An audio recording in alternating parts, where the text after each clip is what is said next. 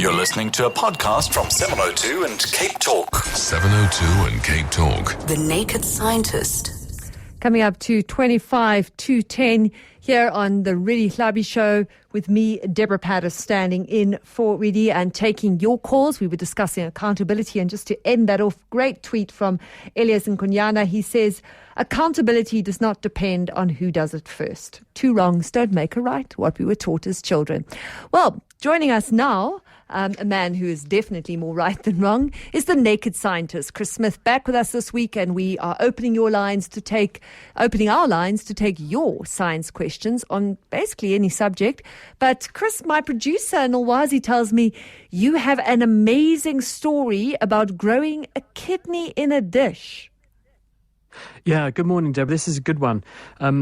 Some of these discoveries that we talk about each week are more important than others. This one's a real game changer. About 1 person in 10 during their lifetime in the average country will have problems with their kidneys. And although we can replace kidney function with a machine, it's called dialysis, it's not a very good replacement. It leaves people feeling unwell. It leaves people feeling very tired, and it tethers them to a machine. Right. And it's incredibly expensive. And it's incredibly expensive. And we want to be able to replace kidneys for people so that they have freedom from that, and obviously freedom from their bank manager pursuing them as well. And one way to do that is to try to grow new kidneys, because we know that written into the instructions in the cells that make our bodies, in our DNA, must be the recipe which tells the developing embryo how to produce kidneys in the first place. So what we would really like to do is to take a cell from an adult and grow them a new kidney by recapitulating the environment that those cells found themselves in during development, so they grow new kidneys. A lady called Melissa Little, and she's based at the Murdoch Children's Institute in Melbourne, Australia. She's got a paper in Nature this week where they achieve just this. What they've done is they take initially a skin cell called a fibroblast. They use established genetic techniques to reprogram this skin cell so it becomes a stem cell, a bit like what would be in an early embryo again. Then, using very carefully controlled culture conditions and supplying the right growth factors at the right time and in the right order, you can fool this population of stem cells into believing they're in what would have been the developing kidney in a developing fetus, and they produce a new miniature kidney in the dish. And although the tissue that they produce is very small at this stage, it's only about 0.5 centimetre across, seen down a microscope, you can see all of the little tubes where the blood vessels are. You can see the little tubes where you would filter blood and produce urine. So it does appear to be a genuine kidney that's being produced. Now it's a question, as Melissa put it to me, of bioengineering in order to make it bigger so that we have something we could implant into people and make sure we have a system for the urine to be collected into so that it can then be plumbed in. But this is the first major step towards being able to grow new kidneys outside the body, which are tailor-made to a person. This really is incredible, because I think one of the stories, I mean, certainly in the time that I've been a journalist, so many stories about people waiting for a kidney, waiting for an organ donor, you know, and it's not, you can't just get a kidney. I mean, it's somebody who firstly has to say that if I die, that my organs can be used. And so many people have failed, and you get put on a list. I mean, something like this, as you say, is an absolute game changer, and is really what science is all about when we talk about science for the good, isn't it? I think it is. And the other thing that's really important about this is that whilst it's in the long term being able to grow a new kidney to order, in the near term, what it does enable scientists to do is to produce a replica of the kidney that a patient already has, and then test on a dish kidney various drugs that they might like to give to that patient, either to remedy their kidney disease or treat something like cancer, because some drugs are extremely nephro, in other words, kidney toxic. Giving those drugs could demolish a person's kidneys, but other people might manage quite well. Finding new drugs in the first place that won't damage the kidneys is very hard unless you put them into a person and therefore risk those side effects. You can now do that in the dish quite safely. You can also come up with new therapies that might slow down or halt a person's kidney disease that's causing them to have a problem in the first place by modelling their kidney in a dish and trying various therapies in parallel on a massive scale all at once to speed up the process of drug discovery. What an incredible concept. I mean, that really is fantastic to hear that. And certainly it's such an amazing time to be living when there, all these kinds of discoveries and developments are possible. Chris, some calls coming through and some SMSs. Let me pick up one of the SMSs here. Are you able to answer this? What was before the Big Bang? Well, at the moment, we don't know. The Big Bang happened 13.8 billion years ago, and this is what we judge to be the moment of creation. This is the time at which the universe that we live in is judged to have begun existing. Prior to that, there was no universe. The Big Bang invented, if you like, or created our universe. But whether or not this is a cyclical phenomenon where at the moment our universe is expanding and getting bigger, in the future it will implode, shrink down and collapse in on itself, and then perhaps the process begins again. At the moment we don't know. We don't know whether we're the only universe or whether there is this phenomenon of parallel universes, another universe hovering just a few millimetres in front of our face, but in a different dimension. We can't interact with it. Perhaps gravity can spread between the two and tell us they're there. We don't know. But until we have the answers to those questions, and as one cosmologist said to me the other day when we were having this sort of conversation, we think we ultimately will know. It's at the moment early days, but we have got some ways of probing what happened during those very early stages of the formation of the universe. At the moment we don't know. In the future we probably will, and then maybe I'll be able to give you a better answer to that question in 20 years. The incredible thing is I imagine sort of 100 years from now, people looking back to 2015 and thinking how primitive they were. They didn't know that there was a parallel universe, that there was, different understandings of time because we just simply weren't capable of it. Some of the calls coming through. Rosh on the line from Sandton. You've got a call for the Naked Scientist. Go ahead. Hello, hi. Yeah, I'm phoning from Thornton in Cape Town. Very much a down-to-earth question here, and if you hear noises of bricks being knocked around and grinders, then it's to do with this question. I'm very concerned because every time we do work and the builders use these fantastic diamond saws to get into the bricks, they create a fine dust. And this dust adheres to just about every single surface in the house, books, floors, you name it. Whereas the more coarse dust that one might create doesn't adhere nearly so strongly to the surfaces. And I wondered why this was. Go ahead, Chris. What is the reason? Well, there's a number of reasons for this. On the one hand, if you make coarse dust, then by definition the particles are bigger, so they're heavier, and there's fewer of them. And if there's fewer of them, they can coat less things and they can get less close to the surfaces, and so they're actually harder to stick on things because they're big particles. They can be brushed off more easily. If you use one of these very fine, high-powered saws, then they produce many, many more particles that are much, much smaller. These, therefore, can penetrate all over the place. They drift around on the air and get everywhere where the big particles would find it harder to get to.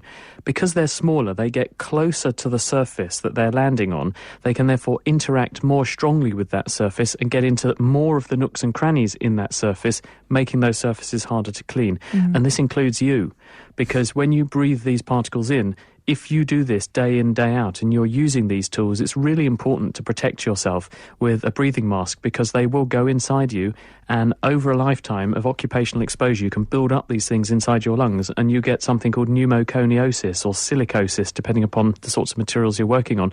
And pneumoconiosis is another word for that is coal miner's lung. When we look at the lungs of people who have had a lifetime exposure to coal mines, coal dust, industrial dust, urban living, their lungs are actually quite literally black. Wow. Okay, from an SMS, is it true that astronauts can't burp in space? Well, they can actually, because we've asked them. And we did actually, on The Naked Scientist, we've just launched a series which we're going to do. Well, we have, yeah. We've started a series on The Naked Scientist, which you can get as a podcast. We're calling it Mars Month, because there's never been a better time to really consider the prospect of us sending astronauts to Mars. And so over the next month, we're considering where we get astronauts from, how we get astronauts across big distances in space, and then how we're going to establish colonies on another planet. And towards that end, the first program looked at how we recruit astronauts. Just last week, it's out at the moment. And one of the issues is about floating around in microgravity and feeling pretty sick. And you can certainly throw up in space very effectively because astronauts consume more antiemetics per capita than anyone else on Earth when they're in space. In other words, drugs that stop you feeling sick. And you can burp, but I think the word that they use is you burp cautiously, because of course the bubbles don't rise to the surface and the puke doesn't sink below it. So if you're not careful, you can get what they call reflux. Okay, so you have so to burp great. cautiously. It's a bit like farting cautiously, if you know what I mean. It's the sort of upper end equivalent. Thank you for that. Julia on the line from Rosebank. Your question for Chris. Hi, Deborah. Hi, Chris. Go ahead. I just wanted to find out, is it true that turning off your geyser in order to save electricity is actually futile, given that the geyser might in fact use up more electricity to heat up already cold water? Well, this is quite a commonly asked question. And things you have to bear in mind are that energy is neither created nor made. If you leave your hot water tank hot all the time, then there's always a steady flow of energy away from the water into the environment because the insulation around the tank isn't perfect. So you will be losing heat from the tank all the time. If you turn it off when you're not using it, then the water temperature slowly falls, and eventually it falls to the same temperature as the room, and it therefore ceases to lose any more energy to the room. When you turn it back on again, it doesn't use more energy just to heat the water up, because the water uses exactly the same amount of energy to heat it up per gram of water, per cc of water, as it would when it was hot. The only difference is that hotter water loses energy faster because there's a steeper gradient between the water tank and the room.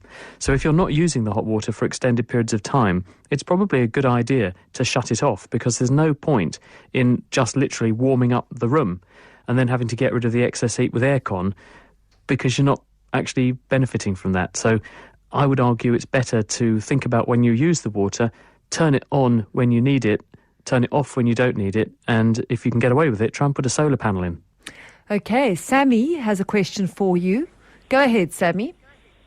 Yes, thank you, Deborah and Chris. I just wanted to find something. I realized that as we've been experiencing this heat wave, during the day, if it was in winter, they would say the weather is about 15 degrees and we would almost freeze to death.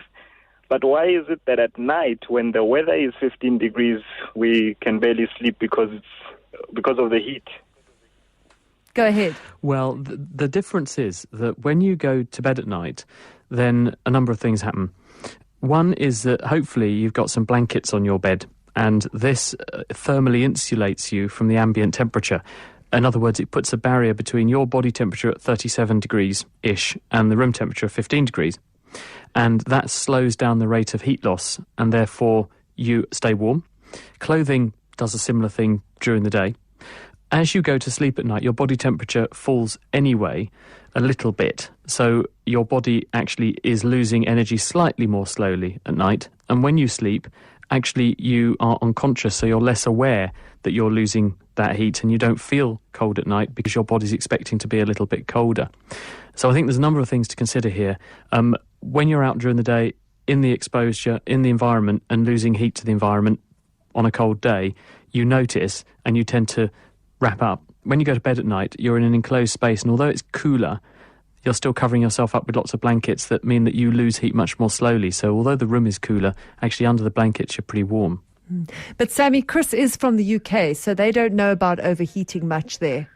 I get it. Thank you, Deborah. Thank you, We Chris. don't know about overheating at all. Exactly. Chris, another SMS that's coming through here. Can you prove or disprove free will? This eternal fascination with, who controls us? Does anyone control us? Can you prove or disprove free will?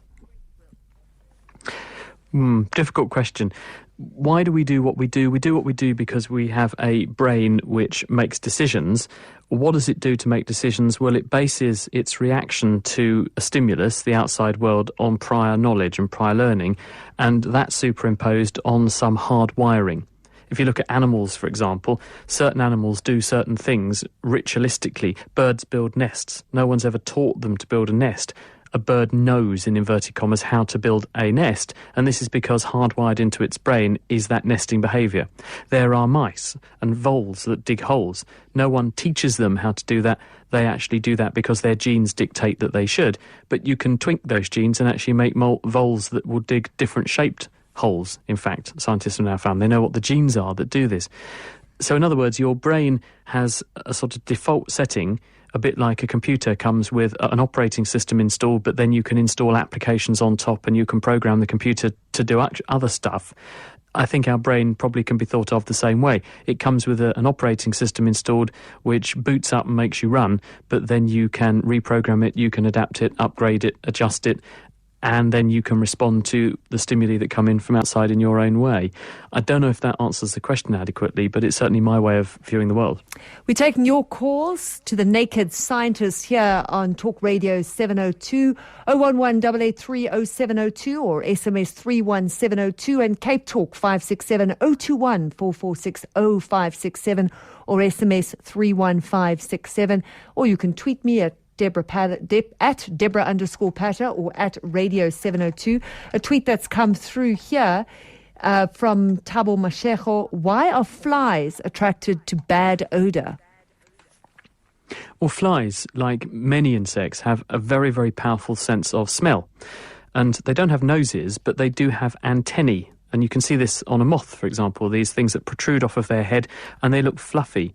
Those antennae are festooned with nerve endings which are covered themselves with chemical receptors. These are effectively molecular docking stations that are sensitive to certain shaped molecules, and when those molecules dock with the receptor, they send a barrage of impulses down the nerve fibre telling the fly about that smell. And because the flies have two antennae, they can actually resolve the smells across the two antennae.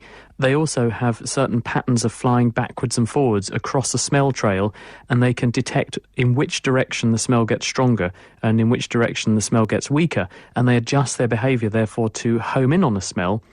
They know, in inverted commas, that certain smells coincide with certain food sources and good places to lay their eggs. If you've got a certain smell that smells like dung and you're a fly that wants to lay its eggs in something that will be a food source and a source of security for your larvae when you lay them, and where you have a good chance of finding another fly to mate with, if you all home in on the same sort of thing, you're going to find yourself in the ideal environment to do mating and dating and egg laying, and therefore a good place to lay your eggs for your larvae. So that's what the flies do. So make sure you smell good. What's the point of going to Mars? Drew wants to know. Drew? What is the point of wanting to go and establish a settlement on Mars? Things are bad enough here. Why do you want to start another one way up in the middle of nowhere? Hi, Drew. Well, I think that's entirely the point, that once we've, I think it's a get-out clause, once we've finished destroying the one planet we have got, we want to go and do it to another planet. The answer is that in the same way that people go mountaineering because it's there, people want to see if we can stretch ourselves and establish a base on another planet because it's there. That's part of the motivation. But I'm a big supporter of this kind of blue skies, big thinking for a number of simple reasons. The foremost among them is that when you do stretch yourself in this way, when you push the envelope, what you actually do is inevitably have to solve problems which are hard problems, and by solving them you inevitably make life better for everybody. It sounds a bit trivial and trite, but the fact that we all have Wi-Fi, the fact that you can sit in your house and you can browse the internet from the comfort of your armchair instead of having to go and plug in a computer to a wire in the wall, is thanks to radio astronomy. Scientists trying to probe the distant reaches of the universe had to come up with protocols to make their equipment talk to each other and pass data around. The spin-off from that, we now have radio astronomy going into Wi-Fi. In the same way that we have the Large Hadron Collider at CERN generating huge amounts of data, terabytes, petabytes of data every week, which need storing, scientists have had to come up with very good ways of sharing huge amounts of data, storing huge amounts of data, and processing huge amounts of data. That's resulted actually in the World Wide Web and the grid around the world, so that we can transfer information between computers. We're all the beneficiary. So if we do try and push technologies in these ways, inevitably, in solving those hard problems that get us on these challenges, we can then bring that technology home back down to earth and employ it here for the great and good and the benefit of the many. An SMS, Chris, for you from Tina. Please tell me, why do I get a little shock every night when I cover my parrot cage with a thin blanket? Well, the blanket's probably got synthetic materials in it, and when you rub the synthetic materials against themselves, then you asymmetrically separate charges. To put that into plain English, you end up with a transfer of positive and negative charges into different parts of the material, and because it is an insulator, it's not a conducting material, you get a build-up of charge in one place that's one charge, and a build-up of charge in another place that's different charge, and when you touch them, that charge jumps onto you and transfers some of itself to you because you supply or provide a route down to earth, and you get a static electric shock. So perhaps change the blanket in this particular case and look for something that doesn't have synthetic I reassure materials. the parrot as well. I hope the parrot's not too traumatised by the lightning flashes going on around the cage. Rohan on the line from Hermanus. Hi, Deborah. My question for the naked scientist is, why do we see the same stars at night? If the Earth is rotating as to day and night, and then is rotating around the sun as well, come winter and summer, you should surely see a different set of stars at night. I'll listen on the radio. It's slightly hard to get your head around this at first, but if you think about it, the stars that you see out there there's two sorts of stars. There are the stars that don't move and the stars that do move. And the ancient Greeks realised this. They called the stars that do move planetes, which means wanderers. And they were the stars that did move relative to the Earth. Those are our sister planets in our solar system that are obviously orbiting the sun as well as we are. So relative to us, their positions move throughout the year, and therefore they appear in different places relative to the other fixed stars in the night sky, hence planetes, wanderers. But the other stars that you can see are distant stars, literally stars like our sun, in other systems elsewhere in our galaxy, the Milky Way. We're making, in the grand scheme of things, a relatively short, small journey around our star. And so relative to us, the distance to those far stars isn't terribly huge. And so it doesn't really matter where in our orbit around our own sun we are. You're still looking at the same patches of sky when the Earth turns around and shows you those patches of sky. So you still see the same stars relative to each other in the same sorts of positions. The only difference is that relative to the planets, they will have moved, but relative to each other, they won't have done. Okay, it is quite difficult to get, but when you think about it in more depth, we're not going to have more time to ask some great questions coming through. The half hour just flies by with the Naked Scientist. Chris, as always, thank you so much. I mean, it's just fascinating. It's a pleasure. To you. Thanks, Deborah. Great. Bye-bye. Cheers. That was the Naked Scientist, Chris Smith, and he'll be back again next week on your radio with your questions. Do phone in. I like this one from Spoo, who says he's unable to do the things he used to do in the gym. He's 34 and getting sluggish. Is he getting old or is he just lazy? Work harder, Spoo. You're only 34. We don't need a Naked Scientist to tell you that one. Thanks, everyone, for those great questions. Coming up after 10, we will be having Justice Malala talking about the big upcoming ANC meeting.